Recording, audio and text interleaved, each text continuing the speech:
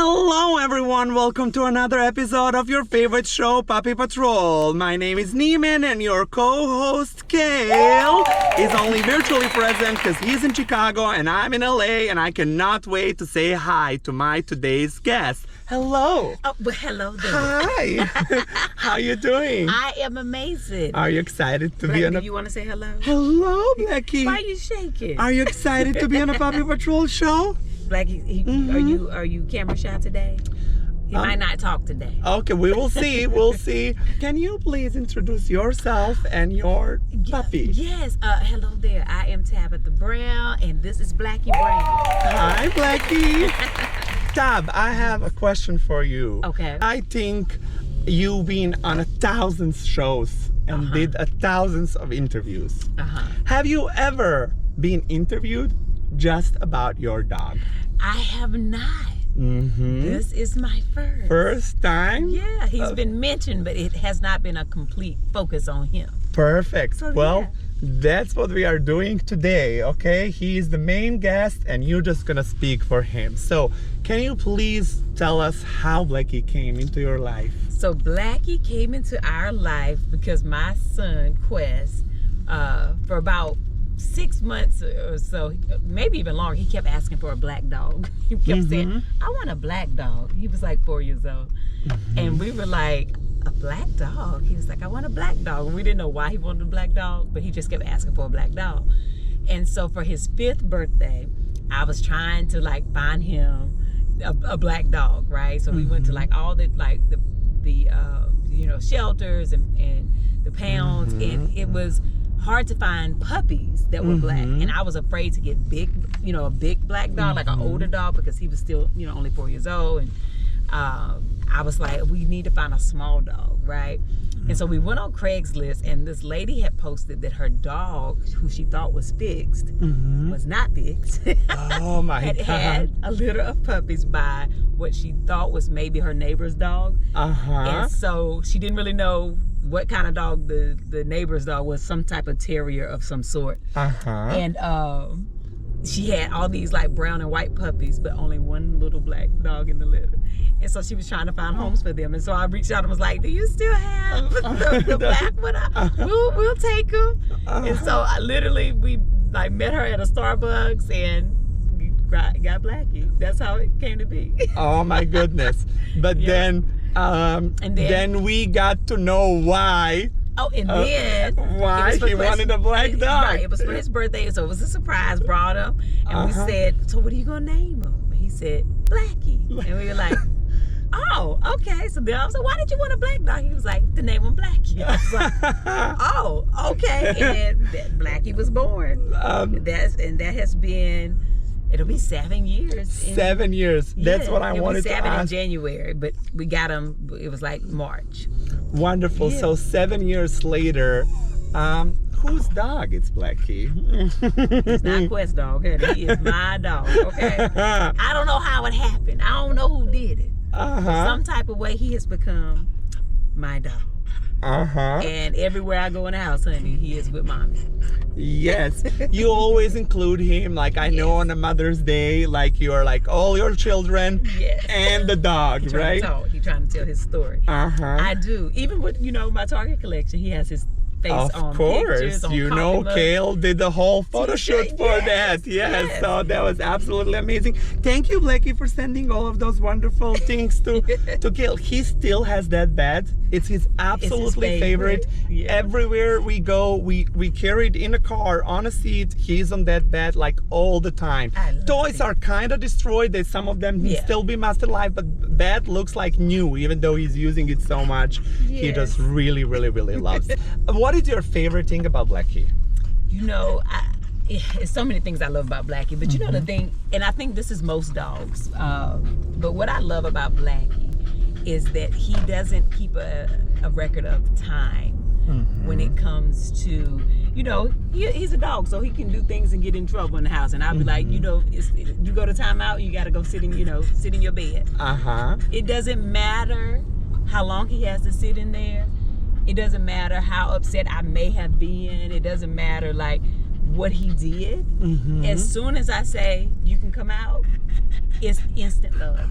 He doesn't keep a record of like there's no grudge. Aww. It's instant love. It is instant. Like he don't have to think twice about it. He teaches me so much about like grace. Right. That's what, so beautiful. That's what dogs do though. They don't keep a record of time of like I want to be, upset with you. They do get their feelings that though, moment, right? but the second you the show, moment that you say, like, come on, let's do it. They want to do it. They are, in love instantly. And I just love that. But I also love how, like, rotten he is. Like, I always joke about him. Like, who spoiled him? But I know I did it. He follows me throughout the house. And I love that about him. Like, in his mind, I feel like he thinks he's protecting me, even though he's so tiny. But, like, he shows that, like, oh, I'm with mommy. Like, I'm, But he's a good cuddler. There's so many things I love about Black. I think you have an interesting theory that there is like a human soul inside of him. Oh, yeah, he definitely is human. Why do you think that? Because, listen, I mean, he just in a dog body. But the way Blackie be living his life, like, he be like a whole person. Like, he be understanding. He open doors with his hands, his paws. Okay, when people meet him, people are like, I've never met a dog like this. And I'm like, he's just a human having a dog-like experience. Oh, but he's so smart. Well, Yeah, right? no, of course. Right. Yeah, no, but want others to hear so that comes from you thinking that like he understands so much from, like, how much do you talk to him? Honey, every day. Blackie, no. Every day. Like, just like a person. I talk to him just like I talk to anybody else in the house. And he understands. Like, that's where I was thinking how much you think he understands. He clearly does understand a lot. Understands. Yeah, if he does something, like, he get his little chew toys, and sometimes he'll want to bring them out and put them in the middle of the floor, or bring them up to my closet in my, in my bedroom, and I say, hey, pick that up and take that and put it back in your bed. He'll grab it and he'll take it and put it right back in his bed. Like, he knows, when he's supposed to do stuff and when he's not and what he's doing. I mean, dogs be having good sense, okay? Yeah. It's us that don't be having no sense when we think that they ain't got no sense. But they absolutely have very good sense and understanding. Does that come to the people that he likes and doesn't like? Do you trust his instincts? I heard that from like a dog.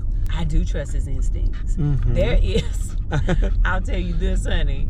We have a neighbor in the neighborhood who was not and has not really been like nice, to me. Okay. And I always still speak and everything, but no matter what, that person, no matter how nice they try to be to Blackie, he will not fool with them. He will not let them get close. They try to get down and like, have him come to him and want to pet him. He growling and he backing away every time, and I'm like, Blackie, be nice. But inside I'm thinking, honey, he trying to tell you he don't fool with you because he know you don't fool with his mama. But it's just like they know, honey, they know. So that is incredible. That like you forgave the person, but the Blackie said I did not. Yes, and then he keep a record of time with that one. He was like, no, I'm gonna keep this on record. How do you maintain his food diet? So Blackie is, I'm gonna call him like Chance, like he's not vegan, right? But he eats a lot of vegan, but he does still eat fish. So he's on a mostly raw diet. So he has a very expensive diet, okay? Okay, well. It is what it is. It is what it is. They sometimes eat better than us. Right, because he has a lot of allergies. He's been tested, like of course, like so he gluten free. Oh my God, gluten free. Blacky Brown is gluten free. Like his mama, he's soy free, corn free, grain free. So he eats salmon. When he would break out a lot, and I would take him back and forth to the vet, they were like, "Oh, he needs to have a lot of, the omegas in his diet." And so he has a lot of like, whole foods is pretty much what he eats, and he does have a little bit of kibble, but I get the raw kibble, so it's still crunchy because he doesn't like mushy like food. It has to have a little crunch to it. But then sometimes we steam broccoli or like peas and brown rice, like that type of thing. Like he loves it. Listen, Blacky is very, very prestigious with his meals. But yeah. And he deserves to be. He deserves to be. But he also loves watermelon. He loves, that's what because like Kale eats so much fruits and veggies. Yep. That's wild. Like strawberries, apple, everything. We eat together. We share. He loves that. He loves cucumbers. If you chopping a cucumber, he think that's a treat. But that's his thing. Just when I thought we can be friends, Blacky. We know you don't like no cucumber, honey, but you love it. Blacky, just when I thought that we can be friends, like you start with your love for cucumber. Hey, I think cucumber had something against me, not the other way around. He loves his cucumber. He loves carrots. Oh my God, yeah, carrots. Like, Kale eats so much, he loves carrots. Yeah. That is so great. When it comes to the rest of the family, right? Because like you have a big family. Like who do you think he's like the most attached besides you? Of course, he clearly is the most attached to you. It's really only me. Really? I mean, when I'm not home, when I'm traveling, he will go to my closet and get under my like desk that I have in my closet, and that's where he likes to stay. So Chance has to find him because he gets sad like he's missing me, which breaks my heart. But then if Chance is downstairs on the couch, he'll go and sit on the couch with Chance. But he's also, Chance is just always looking at the door like, is she coming yet? And then he'll go, he'll stick to Chance because he knows like Chance is the man of the house. Yeah. And then he'll go and hang out with Quest a little bit, but he realizes the people that are gonna feed him are not. It's not gonna be Quest. Quest is gonna forget. So he's like, okay, I gotta make sure that the people who I know that's gonna make sure that I get fed, that I stay right there. But crazy enough, he does not live with us. But Nick, my brother Nick. Yes. When I'm traveling, he always goes to check on Blacky, and Blacky loves Nick. Honey, he loves Nick like me.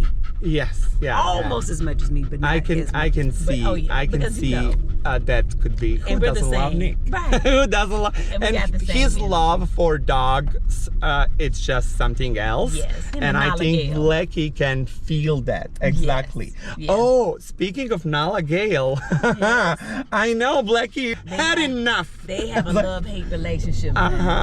So he loves Nala. And when I'm gone, him and Nala, they be at the house. She stays with us a lot. Because when Nick is gone, Nala stays with you. And then Blacky's like, Mommy, when's she going home? Exactly. After a couple days, he has had enough. He's fine with her as long as she ain't in my lap. When she get in my lap or she want to play with me, he be like, no, wait a minute. It's time for you to go home, girl. This is my mama, okay? But it's so funny because when I travel, Nick will come and house sit if we're not there, and he'll stay with Blacky and he'll bring Nala. He'll send me videos. They in the bed together. They're lounging in the sun together. They do everything together. Yeah. But when I come back, he looks at her like, okay, now it's time for you to go home. My mama's here. So Mama came back, like, go home. Yes. Also, my grandma used to say one saying, and it's a rhyme in our language, and it says svakog gosta 3 dana dosta, which means every guest 3 days enough. So when somebody would come and stay from like a different country or city and to stay with us, my grandma would say, every guest 3 days enough. That sounds like Chance, honey. You got 3 days. Y'all go about your business. Spoke about food. I have to tell you something wild. Okay. You know my friend Joanne, right? Yes. Okay, so she was my guest on a Puppy Patrol show. Okay, and we didn't get the chance to talk about this because I found out this after that we finished the show. We came to her house and sit in her kitchen, and then she served me one of her dog's cookies. Oh. No, I was like, but what? That means she's using real ingredients. Probably some peanut butter. She cooks a lot, like for her dog, but I was like, this is still a dog cookie. And she was like, they're so good. I want a snack and there's nothing around. Like I eat one of the Lulu's cookies. She was like, try. And I'm like, am I really about to eat a dog cookie? What's going on? And she goes, it's vegan, try it. And like I did. I'm not gonna say that I was a huge fan, but it was not But it was bad. edible. It was. But that's a very weird thing that I've done. So anyway, now that knowing how Blacky does with Nala and with other dogs, like, would you ever agree to have another dog? You know what? I would. Mm-hmm. You know, we Listen, this Blacky. I actually was looking and trying to like get another little one, but Chance was like, "We don't need another small dog. If we get a dog, we need a security dog." Because you know, yes, that makes sense. How Chance feels. But I was like, but in order to get a big dog, we have to get it as a puppy because I don't want a big dog to attack Blacky, right? Yeah, so he's got to grow up with it. Blacky teaches him and everything. Yeah, so Blacky can also let him know who the boss is in the house. Like, exactly. You know, even because that dog will get big. So, but we actually have thought about it just for security. You know, because.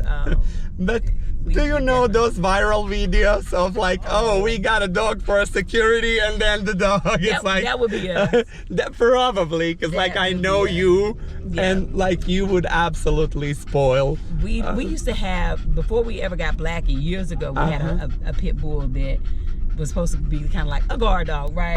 As we rescued it. And that dog was, you see how Blacky's sitting in my lap? He was about 98 pounds, and he was sitting in my lap just like this. Oh my God. Don't tell Blacky, but was the best dog ever. Aww. He got sick and we couldn't afford to keep him. Aww. You know, his meds and surgeries and all that stuff. So it was very hard for us. Oh no, that's the hardest. It was very hard, which is why Chance struggles with being attached to Blacky. Attached to, because that's the worst thing about dogs, is that they don't live as long as we do. Yeah. And that it's so not fair. Yeah, it's very tough. Yeah. Well, I would love for Blacky to get the friend. And, yes, me too. What my favorite in everything that I'm hearing is how Blacky was adopted, and because you know, I've spent that day in a shelter where I was trying to raise awareness for those puppies, and like just hearing them cry and thinking that like my dog, it's not a fancy breeds that people decide to have, and I was like, this could easily be happening to my dog. Like, how does somebody would not want him? So adorable. So like it just made me really sad. So I really think like the best advice to finish this episode would be adopt, don't shop. Oh, adopt, don't shop. That's right. Rehome. You know, there's a lot of people who get dogs and they realize that they can't keep them, right? So I always look, when I was looking for him, that's how I ended up going on Craigslist, because I was like, people be, and also at one of the shelters, they told me, they were like, check Craigslist, because people get dogs all the time and can't keep them. And I think there's even a couple of like Facebook pages where they have groups. Instead of taking them to shelters, they post them there first to try to see if they can get them rehomed. There's so many other options instead of like, you know. Do you see any scenario happening now in your life that you give Blacky away? Oh no. Are you crazy? Oh honey, I get rid of everybody in the house if I get rid of Blacky. No, I'm just kidding. No. That answers my question, because I always end with the last question. Do you love your dog more than the certain family members, right? No, I love but you know what? Blacky is family. So I can't, how am I going to give away my family, right? Absolutely. You know, especially after having the situation we had with our other dog, and that was so many years ago when we didn't have money. Honey, if Blacky got sick now, I would probably go broke trying to, you know, get him healthy. And I didn't have that option with the other dog. I couldn't afford to even try to get him well. And that pain never goes away, you know? And so, no, absolutely not. Whatever it calls, however I have to make sure he's well, honey, I'm going to do that. And, you know, my prayer is that he stays healthy and that he stays with us for many years to come. He's about to be 7, and I hope we got him for another good 10 years or so. Maybe Blacky will live to be 20. That's the Bobby dog that was a Guinness World Record for the oldest dog in the world just passed away. Oh, wow. So we are coming for that record. Okay, how 31 year.